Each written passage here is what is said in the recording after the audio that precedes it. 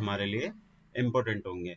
जैसा कि हमने यहाँ पे वीकली का चार्ट लगा हुआ है, यानी कि बैंक निफ्टी का एक वीक का चार्ट लगाया हुआ है यहाँ पे अपन समझने की कोशिश करेंगे कि बैंक निफ्टी ने यहाँ पे यानी कि नीचे की साइड से यहाँ पे करीब 39,000 से जब बैंक निफ्टी ऊपर ट्रेड करता हुआ आ रहा था, तो यहाँ पे हमने क्या किया था, कंसोलिडेशन किया था, यानी कि 4 से 5 वीक, यानी कि ऑलमोस्ट अगर देखें तो 2 महीने हमने यहाँ पे होल्ड किया। होल्ड करने के बाद में हमने एक अच्छा खासा यहाँ पे ब्रेकआउट देने के बाद में यहाँ पे हमने कंटिन्यूटी में यानी कि 2 बार यहाँ पे लाइफ टाइम हाई लगा चुके हैं। लाइफ टाइम हाई करीब 46,300 के आसपास हमने यहाँ पे लाइफ टाइम हाई लगाया।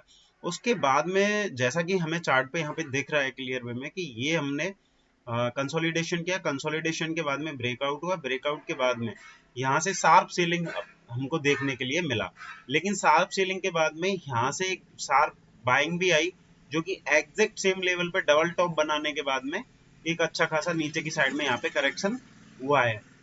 अब यहाँ पे अपन समझने की कोशिश करेंगे कि अगले सेशन में यानी कि अगले वीक में किस तरीके से यहाँ पे मोमेंटम हो सकता है।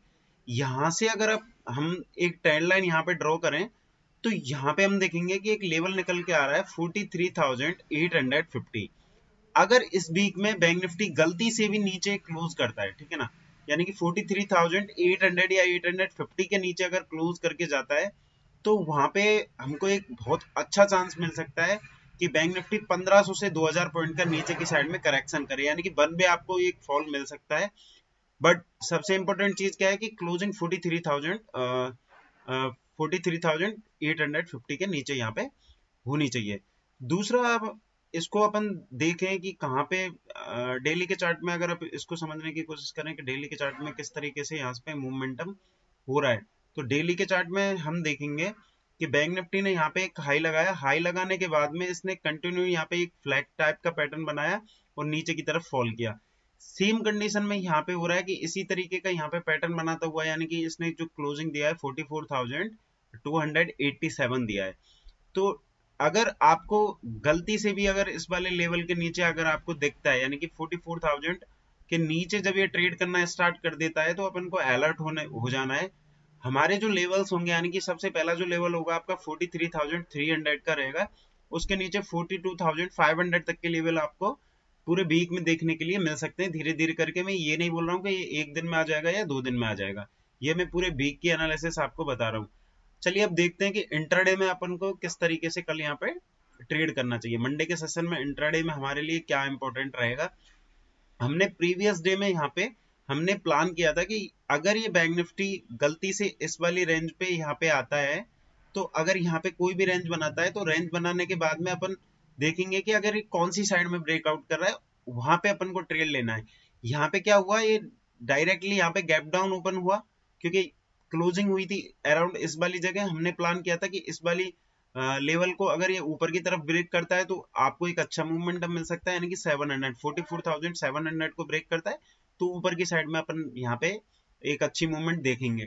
लेकिन यहाँ पे क्या हुआ, एग्जैक्टली मैंने आपको एक चीज भी बताई थी कि इस वाले लेवल को जैसे ही नीचे की तरफ ब्रेक करता है, तो एक बेस्ट मूवमेंटम हमको यहाँ पे ट्रेड करने के लिए मिलेगा।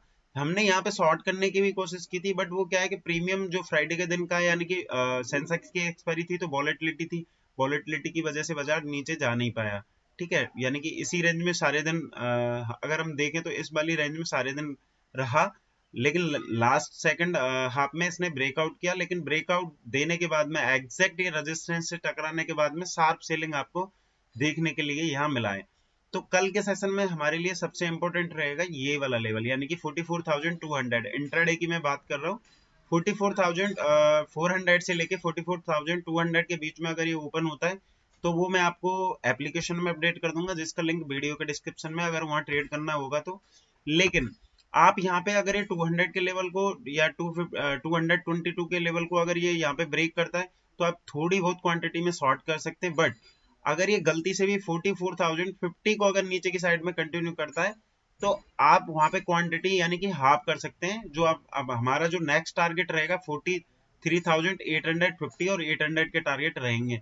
उसके पीछे का मैं आपको रीजन यहाँ पे समझाता हूँ कि मैं आपको यहाँ पे शॉर्ट करने के लिए बोल रहा हूँ। वो इसलिए बोल रहा हूँ कि लगातार क्या हो रहा है कि हम ऊपर जा रहे हैं, ऊपर जाने के बाद में गैप अप खुले, गैप अप खुलने के बाद में नीचे सेलिंग प्रेशर आया, फिर गैप अप खुले, फिर नीचे सेलिंग प्रेशर आया, तो कहीं ना कहीं जो 700 का एरिया है वहां पे जो लोग बैठे हुए हैं, यानी कि जो सेलर्स हैं, वो वहां पे बहुत हैवी क्वांटिटी में वहां पे सेल कर रहे हैं। जैसा कि हम यहाँ पे देखें कि हमने यहाँ से एक ब्रेकआउट करने की कोशिश की, लेकिन जैसे ही सेलिंग प्रेशर आया तो जो भी 300-400 पॉइंट थे वो एक यानी कि आधे घंटे में यहाँ पे मार्केट ने क्या किया, उसको नीचे की साइड में यहाँ पे लेके आ गया बैंक निफ्टी। तो हमारी जो क्लोजिंग है ये करीब इस वाली जगह के आसपास हुई है।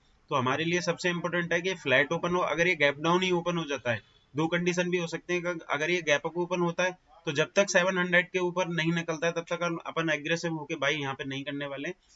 लेकिन अगर 44,200 के आसपास ओपन होता है या इसके नीचे ओपन होता है तो करना तो अपन को शॉर्ट ही है, लेकिन वहां पे प्राइस एक्शन देखना है। अगर वो प्राइस एक्शन आपकी समझ में नहीं आता है तो मैं आपको एप्लीकेशन में अपडेट कर दूंगा, जिसका लिंक वीडियो के डिस्क्रिप्शन में है। चलिए अब निफ्टी देख लेते हैं। निफ्टी में हमारे लिए कौन से लेवल इंपोर्टेंट है। निफ्टी का मैंने आपको एग्जैक्ट बताया था कि ये वाली रेंज हमारे लिए सबसे इंपोर्टेंट है। अगर ये इस वाली रेंज में यहाँ पे ओपन होता है तो अपन, अगर इसके ऊपर निकलता है 15 मिनट का कैंडल क्लोज करता है तो अपन बाई करने वाले हैं। लेकिन नीचे की साइड में अगर ये कंटिन्यू करता है तो हम यहाँ पे सेल करने का प्लान करेंगे, लेकिन हमको अच्छा खासा प्रॉफिट यहाँ पे नहीं होने वाला है।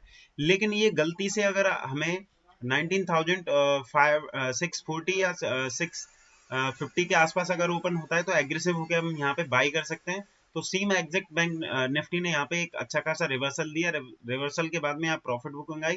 प्रॉफिट बुकिंग के बाद में वापस से यहाँ पे 800 तक के उसने लेवल दिखाए। लेकिन अगर निफ्टी को अपन बैंक निफ्टी की जगह देखें तो निफ्टी थोड़ा सा क्या है कि कम वीक है बजाय बैंक निफ्टी के। निफ्टी कब वीक होगा, निफ्टी जब जब तक इस वाले लेवल यानी कि 19,500 के नीचे जब तक क्लोजिंग नहीं जाती है तब तक वो नीचे की साइड में यहाँ पे नहीं आएगा। तो मैं इसमें बाइंग अपॉर्चुनिटी यहाँ पे देख रहा हूँ। हो सकता है कि दो तीन कंपनियों के कल की डेट में रिजल्ट आने वाले हैं, तो उनका रिजल्ट जैसे HDFC बैंक है उसका रिजल्ट आने वाला है, तो उस हिसाब से किस तरीके का प्राइस एक्शन होता है वो मैं आपको अपडेट एप्लीकेशन में कर दूंगा, जिसका लिंक वीडियो के डिस्क्रिप्शन में। तो सबसे इम्पोर्टेंट प्लान ऑफ एक्शन ये होना चाहिए कि अगर 650 के नीचे अगर ये निकलता है 19,650 के तो अपन कम क्वांटिटी में सेल करेंगे। लेकिन अगर ये यहीं ओपन होके अगर आप बाइंग साइड में देख रहे हो तो बाइंग साइड में 500 के पास में इसको आने देना। अगर आता है वहां पे कोई रेंज बना के ऊपर की साइड में निकलता है तो इंट्राडे के लिए आप वहां पे बाई कर सकते हो। नीचे जो इसका इंपॉर्टेंट सपोर्ट निकल के आएगा वो अपना 350 के आसपास है। अगर निफ्टी भी 350 के नीचे क्लोजिंग करना स्टार्ट कर देगा तो अपना जो नेक्स्ट लेवल आएगा यानी कि 19,000 और उसके बाद में 18,850, ये लेवल नीचे की साइड में हमको देखने के लिए मिल सकते हैं। आज के लिए इतना ही। Thank you.